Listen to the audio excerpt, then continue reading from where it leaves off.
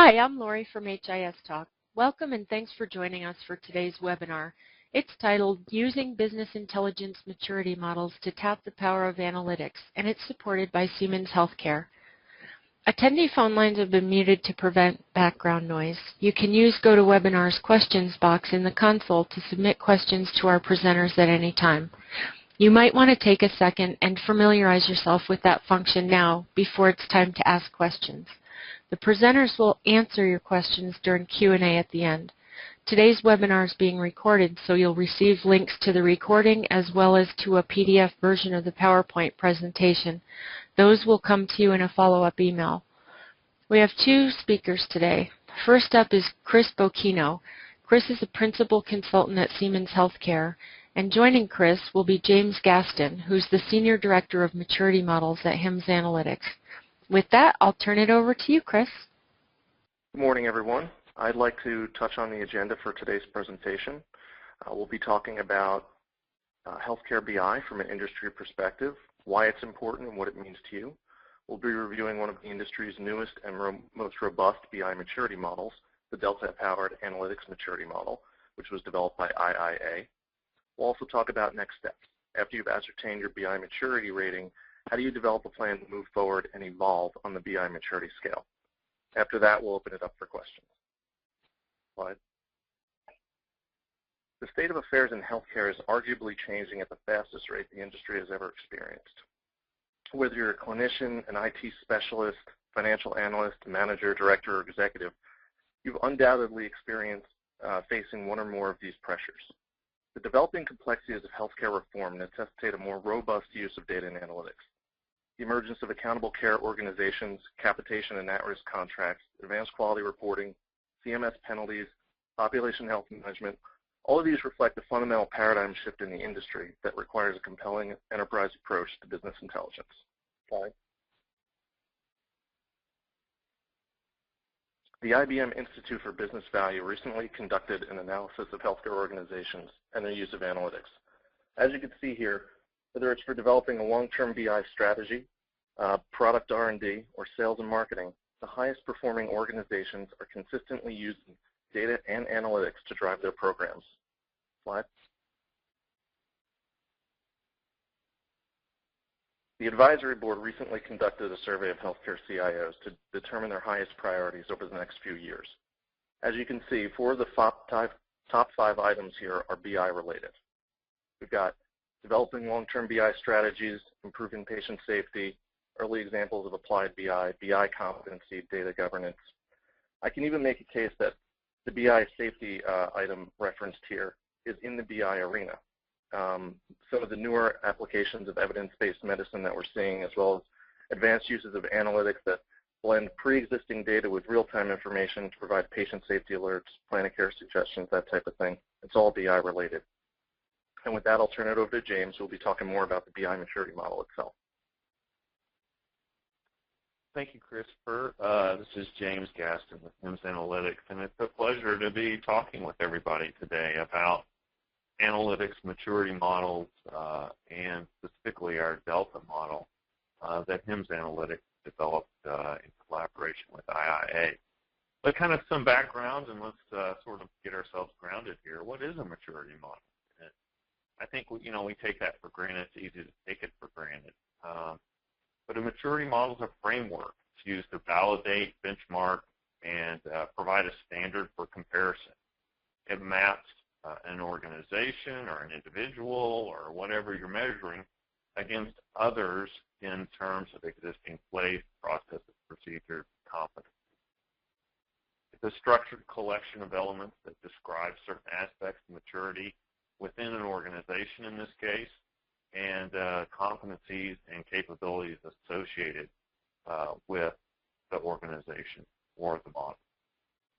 The benefit is it can leverage a community or an industry's prior experiences. So when you have a maturity model, it just doesn't come out of the blue and is not relevant to one individual or one organization. It's relevant to the industry as a whole, in our case, the healthcare industry. So we can benefit from others that have gone before us, blaze the trail, and found out what are the key competencies or capabilities that are important for that particular model. One thing that I found when we talk with customers and clients and those interested in analytics maturity is creating common language and a shared vision around analytics maturity is very important. And it's difficult to do that if people are speaking differently about analytics or about what the vision might look like. So by having a model, you can establish some common buzzwords, the common terminology used within your organization, how you talk about projects or governance or data, and that helps people get on the same page, and it helps create understanding and propagate that understanding across the organization. Again, another aspect of the maturity model is a framework for prioritizing actions. So once everybody begins to get on the same page and talk the same language, you begin to understand what the organization needs to do to move forward. And a maturity model can provide a framework so that you tackle tasks and opportunities as is appropriate. You know, you don't try and boil the ocean or bite off an analytics project that's maybe way too big given your skills and resources and the information and data you have available at a given time. But begin to build and stack and grow those competencies and capabilities over time. This framework provides a structure for beginning to prioritize what you tackle and when. And finally, a maturity model is a great way to focus your resources and achieve improvement. Without a model, without some direction and coordination, you can imagine a lot of people can go in a lot of different directions.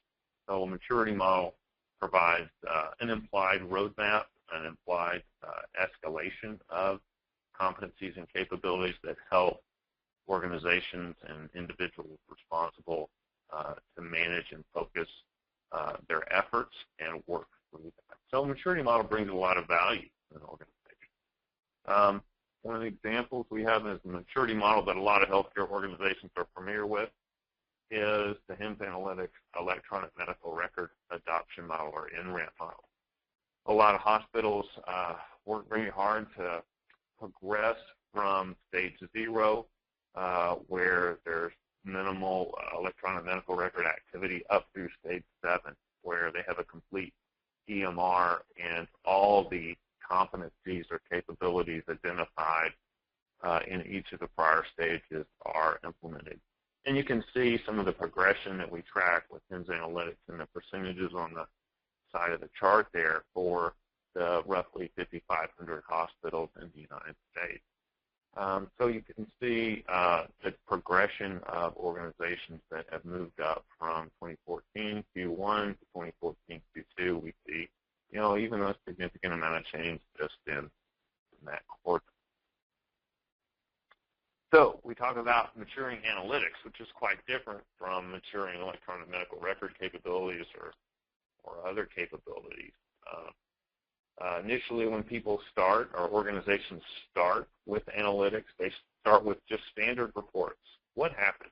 Give me a report that shows me, you know, how many patients we saw last month, or what were our what was our bills for last month, or what was our stock in our OR supply room last month. Just simple standard reports that tell us generic things that we need to know on a regular basis.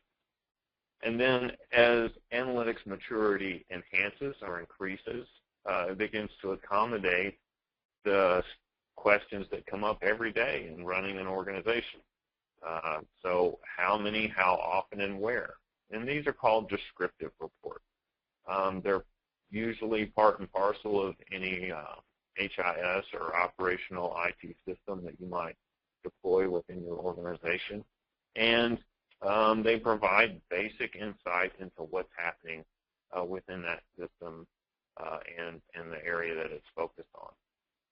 So your HR system would provide a standard set of ad hoc reports about how many employees you have and what their titles are and what departments they're in and so on. But when we begin to see problems and we begin to manage, we get questions like, where exactly is the problem? Or how many employees terminated last month? And why did they terminate?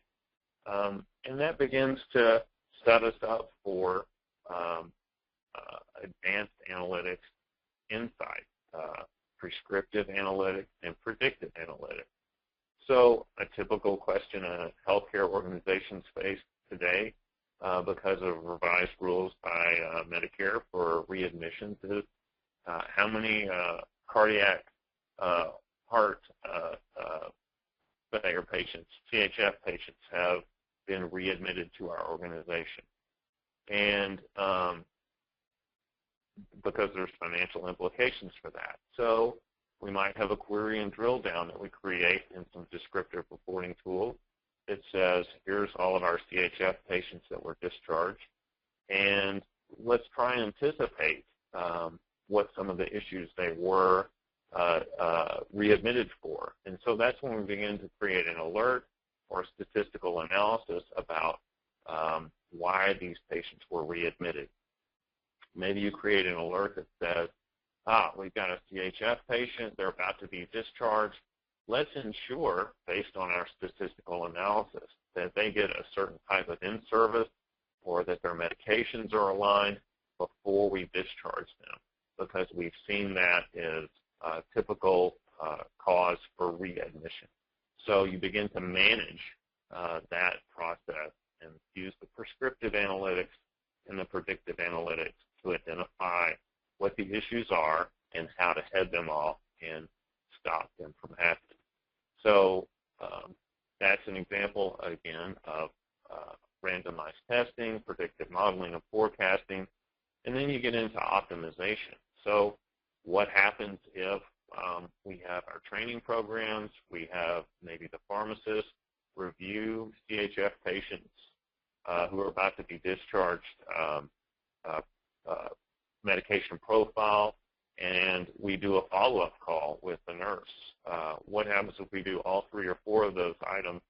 What is the optimized best practice to minimize our CHF readmits and get that percentage as low as possible? So that's a more advanced analytics type activity. But it all starts back at the beginning. Standard reports, what happens and what's going on. And you can't necessarily just jump right to optimization. Maturation implies that you have to start at a certain beginner level and work your way up through context and capabilities and develop skills that allow you to approach the point of optimization. So we want to all have organizations that optimize analytics and progress up to that point where we can make good decisions and react and respond to the needs of our clinical side of our business as well as the business side of our business, and ensure that, as Chris pointed out, that everything is running smoothly and we're making the best decisions and enabling decision makers to make the best decisions in our organization. And that's where the Delta-powered analytics maturity model help.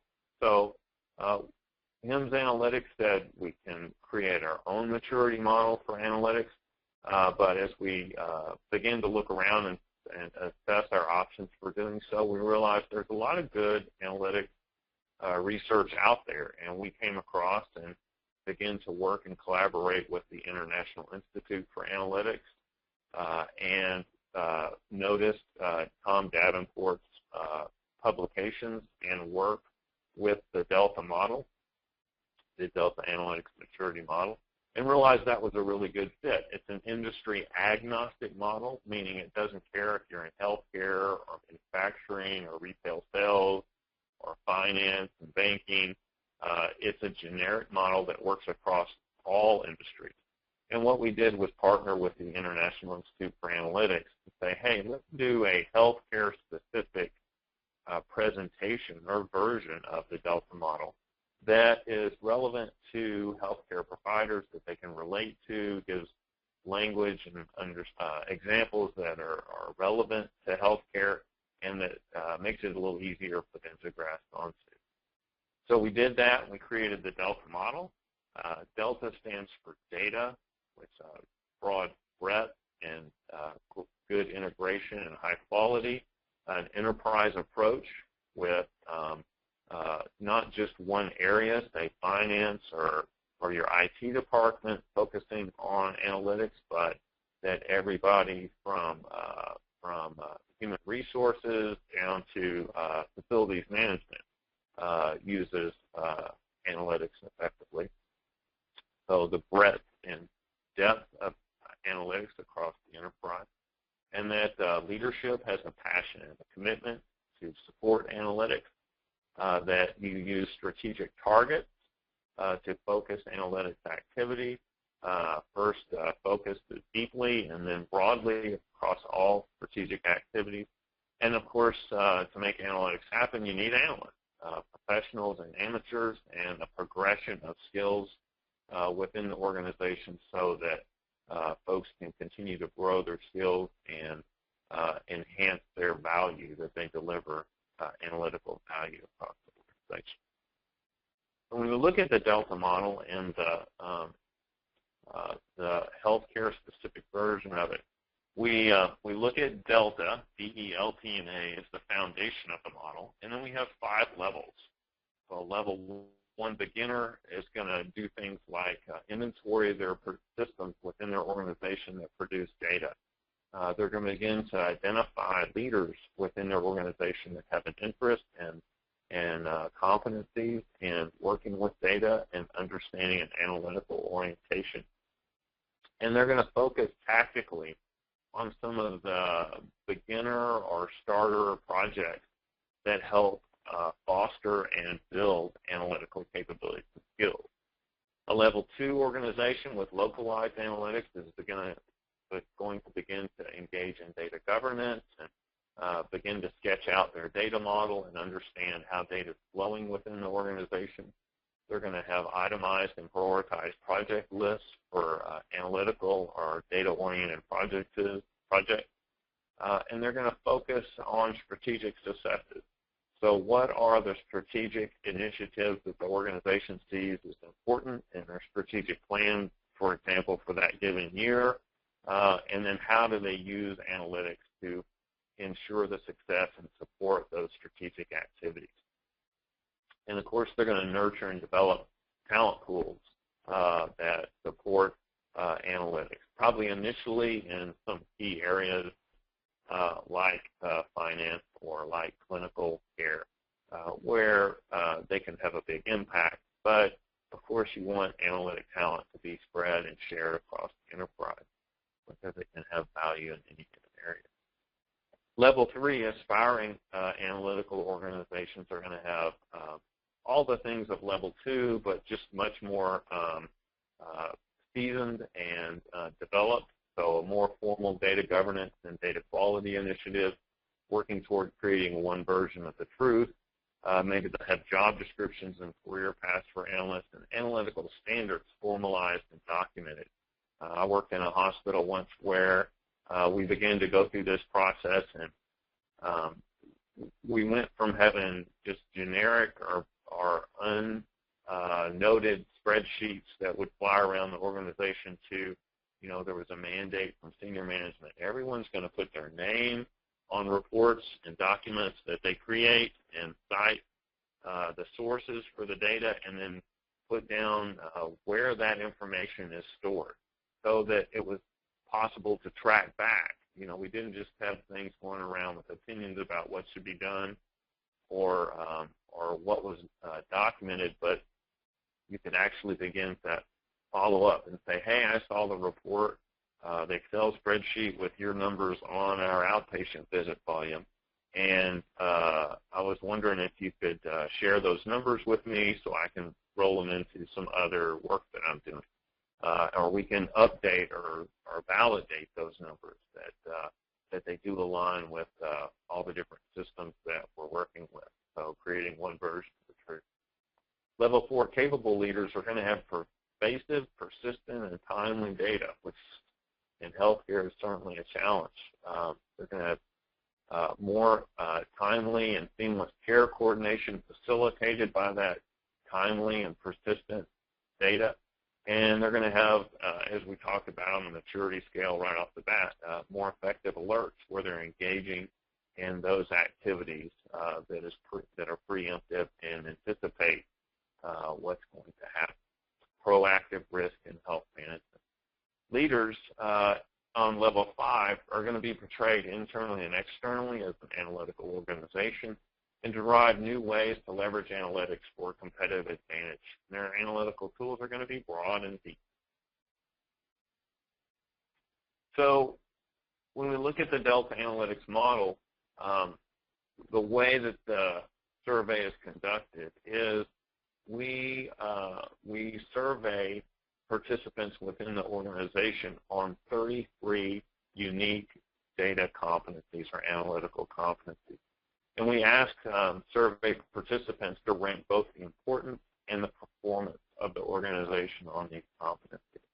And you can see the competencies listed under D, E, L, T, and A, the foundational areas here. So, for example, in data, we talk about data capture, data quality, data integration, external sources of data, consistency of data, trustworthiness of data, analytical tools that, of course, use data, and big data. And I'd like to just point out on big data, that's been a big buzzword the last couple of years, but big data is relevant. You know, having data from your state healthcare organization that outlines healthcare within your state. So maybe some Medicaid data or some flu data with your state. That might be big data for you. Or just having survey data, say from an HR recruiting organization that tells you pay ranges and salary ranges for different job titles within a healthcare organization. That might be big data for you. It's all relative based on your organization and the types of data that you're working with. You don't have to download, 500 gigabytes of data that's very cumbersome to work with to say that you're necessarily working with big data. So it just depends on your maturity and where you are and what big is to you at that time. Okay. So those are the key 33 competencies that we focus on in the Delta model, the Delta assessment. And we have individuals ranked, like I said, the importance from not important to extremely important, and performance from not effective to highly effective. Now, I was talking a little bit about the people that we have participate in the survey.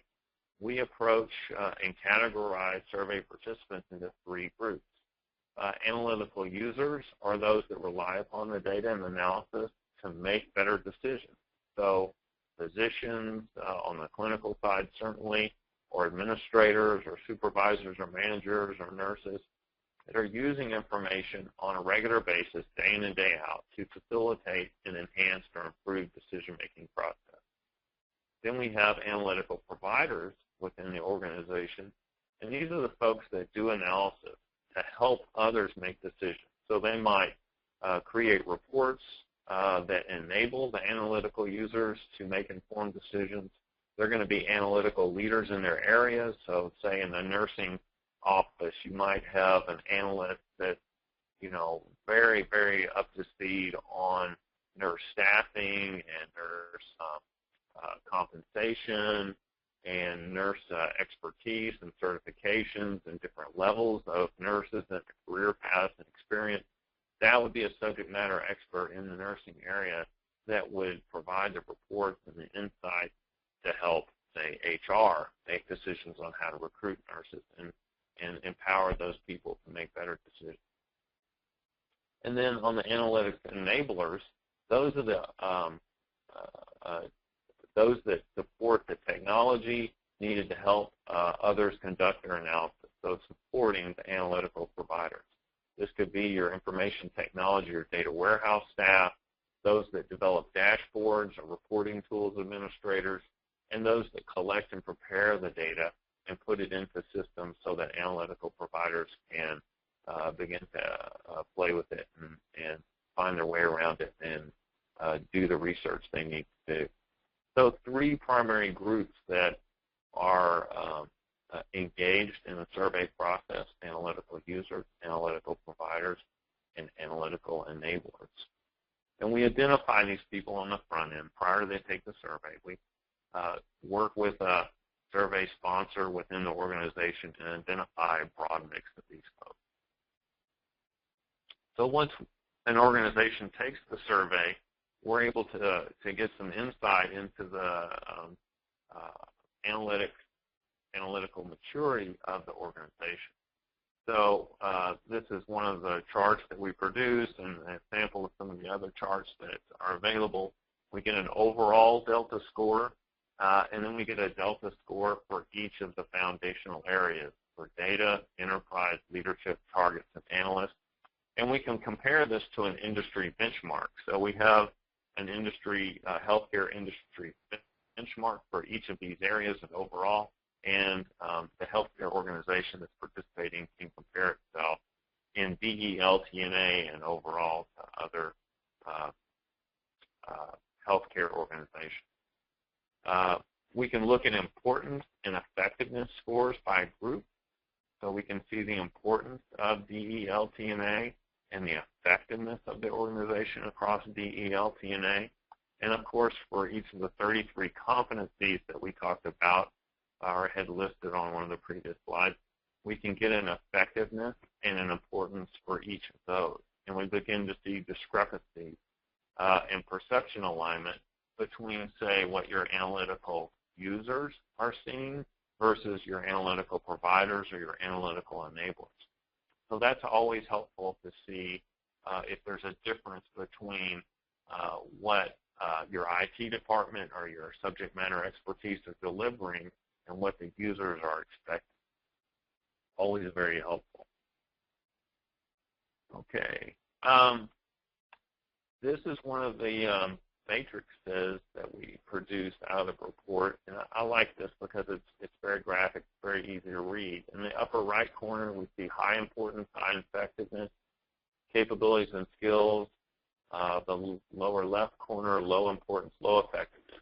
And you can see the competencies are represented by dots on the graphic, the matrix, and they're color-coded. Data is blue, enterprise is black, leadership is gold, targets are green, analysts are purple. We were working with a healthcare organization in the eastern side of the country that took the survey, and they thought they were very strong in data. And in some aspects they were, and they had a unique approach to managing their data. But when we took the survey, and we looked at the results of their survey, their data scores were actually quite low. And what it helped to do was reset the expectations about data for the chief information officer and the IT enablers that support the organization. And they were able to regroup and realign with their users and their providers of analytics with regard to data. So they took the feedback that they got from the survey and they said, okay, we're going to create a special work group that's just focused on data. And we're going to begin to address some additional data governance issues. We're going to begin to address data quality and data trustworthiness, which were highlighted in the survey as some areas that needed attention. So one of the beautiful things about the assessment is it helps to align those, identify differences in perception and begin to align people around how to resolve and close the gap on those perceptions. And that's very important. One of the things that we do in detail, and there's a perception alignment by competency graphic on the bottom right here, is break out that perception alignment across a variety of ways where we can see where the big differences are. But that was just one example for that organization that metadata issue to begin to start the conversation, identify the issue, start the conversation, and begin to work towards resolving that particular issue. So what is the value proposition of using a maturity model in a generic sense? You get an industry standard unbiased program and framework. With the Delta-powered analytics assessment and maturity model, you get a healthcare-specific model and guidance. And you get an unbiased capability assessment. It begins to help you understand your organizational dynamics and priorities and gives a clear direction for improving performance. You also have flexibility with this particular assessment. You can use the maturity roadmap and the certification and the assessment that's provided through HIMSS Analytics, or you can work with external consultants as you see fit, and depending on what's appropriate for your organization. So with this, I want to hand it back over to Christopher, I believe, to talk a little bit about post-survey activity. So now that we have a fundamental understanding of what a BI maturity model is and how the survey and benchmarking process work, we should talk a little about the next steps. So what do you do as an organization to leverage that information and enhance your use of analytics?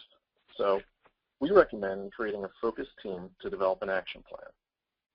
It should be comprised of experts in business intelligence, health reform, IT, as well as clinical and financial activities. They should have a good understanding of what a healthy data governance structure is, what it looks like, and how to create it.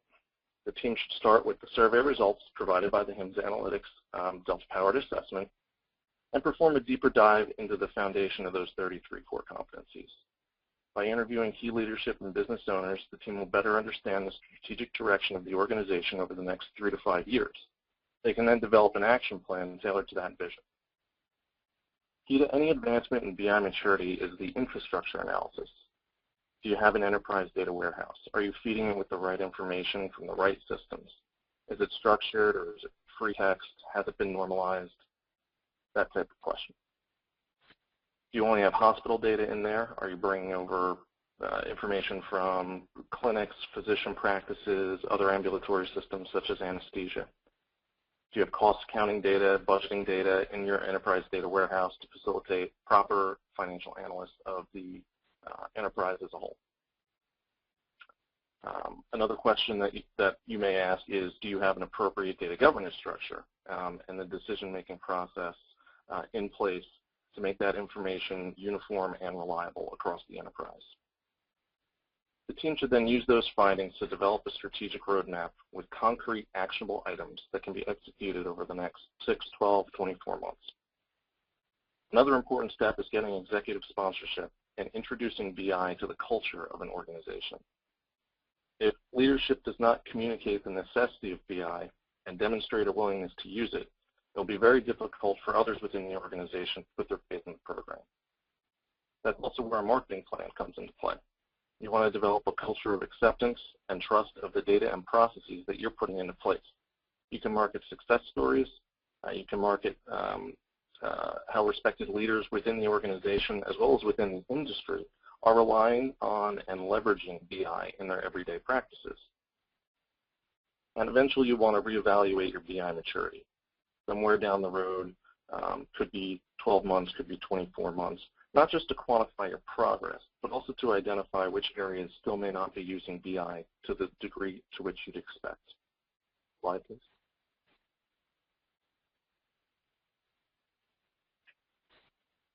So in summary, we're talking about improving your use of BI. And when we're talking about that, we're really talking about implementing data-informed business processes and using analytics to improve your position in the industry, whether it's navigating the waters of healthcare reform, using BI to help develop your long-term strategies, using it to craft more profitable at-risk contracts, avoiding penalties, whatever it may be. A comprehensive BI solution can create true data enterprise analytics, which you can then use to operationalize process improvements, enhance communication across business units or facilities, improve patient safety, and make better informed decisions for the organization as a whole. And excuse me.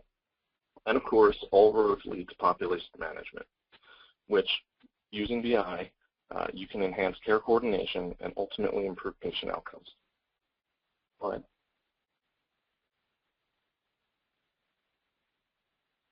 And with that, we'll open it up for questions. Okay, thank you. As a reminder to the audience, you can use the GoToWebinar panel, the questions section, to submit your questions to Chris and James at any time. First question, how would you recommend an organization roll out analytics in a way that gets all of the stakeholders on board and on the same page? This is James.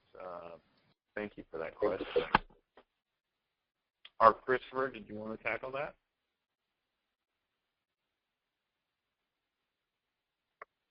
I'm sorry, I was on mute for a second. Sorry, sorry, James. Go ahead. I was on mute for a second. One of the key things to engage with analytics across an organization is executive support. And Christopher mentioned it in his slide briefly. But analytics is a cultural approach. Some organizations are used to making decisions in a traditional way where they, we call it making decisions with your gut or based on experience. And not that that's bad. Sometimes that is appropriate, and depending on the decision and the time that you have and the associated costs or risks with a decision, that can be a good, effective approach. But I think what we're seeing in healthcare, more and more, we're being challenged to make better decisions that have more research behind them and have more support, and are, most importantly, the word that I use often is defensible, that decisions can be explained and documented and shown as to why we went the route that we chose to go. And analytics, using it to inform and empower defensible decisions is a cultural approach that each organization has to embrace, on its own. Sometimes leadership is more open to that and appreciates that, and that's, I think, one of the key opportunities that each organization has. So begin to identify those in management or decision-making authority that appreciate the use of analytics and understand how analytics can help them present and support defensible decisions, and build from there. You might get a lot of traction. When I worked in a hospital, we got a lot of traction from senior management from that, and specifically, human resources was very supportive. They wanted to use analytics to do work around, for example, salary survey, collecting external data on what our market was doing with regard to salary ranges for different nursing positions and physicians and staff, and that helps them manage very effectively our salary budget, which is, as many folks know, is probably the biggest expense for any healthcare organization. So it created an environment of accountability. It created an environment of openness and insight that helped people move forward in a predictable and responsible way and manage our salary budget. But, that can happen across any particular department in the organization. Materials management can do that. Certainly finance is no stranger to using data and analytics to support decisions. But something as simple as the custodial staff in a hospital now is equipped and has the potential to use data and analytics to optimize how they deploy staff across the hospital and ensure that rooms are cleaned and turned in an efficient and high-quality manner. It doesn't have to be a sophisticated process involving finance or computers to engage with analytics. It can be applied anywhere, and that's one of the beautiful things about it. It helps us make better decisions all across the organization. Christopher, did you have anything to add? Well, I would add that don't be afraid to engage third-party strategic consulting firms to help you get on that path, to help you perform an analysis and really get the ball rolling. There's many out there, including Siemens, that do provide these services, and if you can leverage expertise and experience from those firms, it's certainly a good place to start. Okay, thank you. Can you describe how this model differs from others, like the healthcare analytics adoption model?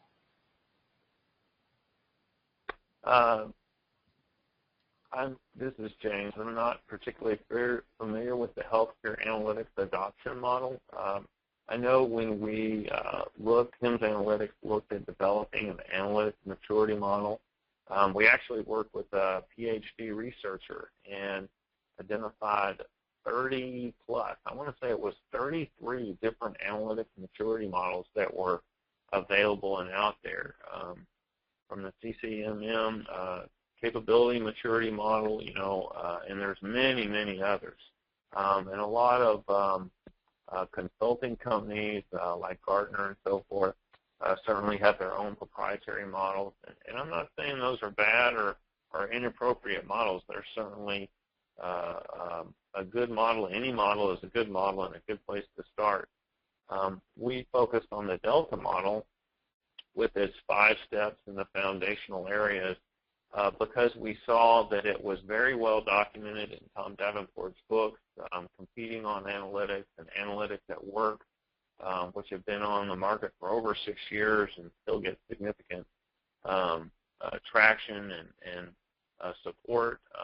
That we have our partnership and collaboration with the International Institute of Analytics, which has a conference talking about analytics coming up just next month in Las Vegas, and facilitates analytics maturation activities and webinars, seminars. So we felt this was a good model because it had been vetted, it had been adopted by many industries beyond the healthcare industry, so we're very comfortable with going with this particular model. Okay, thanks. I have a comment here that you may want to comment on, and that is that one of the issues some struggle with is matching the contract, care team, quality group, and such that a provider belongs to with the patient encounter experience to attribute costs, access, quality to the appropriate care team. Would either of you care to comment on that?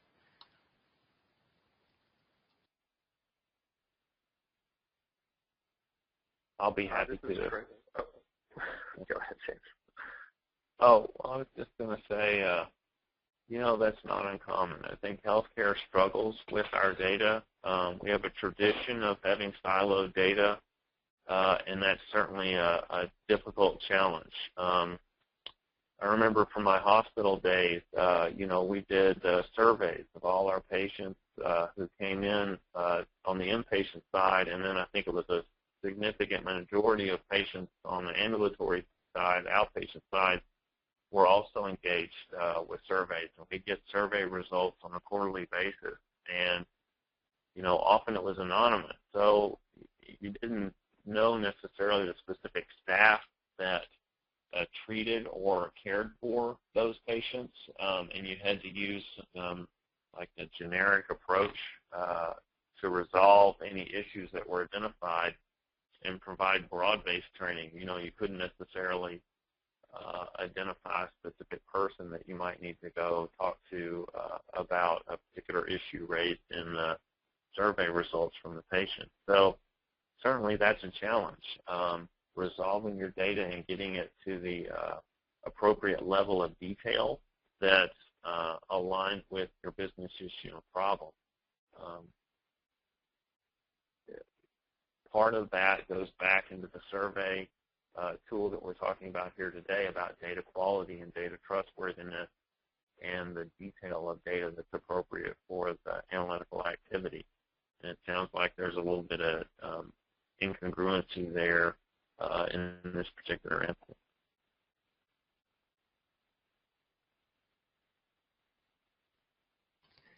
Okay. Well, that was our last question. So with that, I'll conclude the webinar. I want to thank you, Chris and James, for a great presentation today, and thank you to everyone who attended. Attendees, keep an eye out for a follow-up email from us that will have a link to the recorded version of the webinar as well as a PDF version of the PowerPoint presentation, so you can share that or refer back to it. Thank you again, and we hope to see you at a future HIS Talk webinar. Have a good day.